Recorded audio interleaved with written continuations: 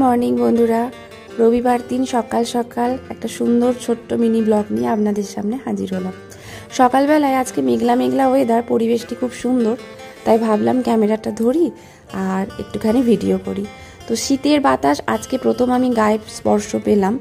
রবিবার বলে পাড়ার ছেলেরা এখানে বল খেলছে, সকাল থেকে কিচির মিচির বলের আওয়াজ।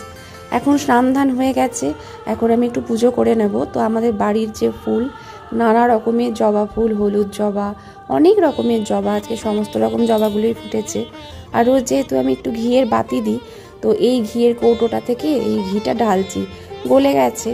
আর এখানে সমস্ত কিছু আমি পরিষ্কার করে নিয়েছি, প্রদীপটাও পরিষ্কার করা হয়নি আজকে যদিও বা, কিন্তু বাদবাকি সমস্ত কিছুই মুছে টুছে পরিষ্কার করে নিয়েছি।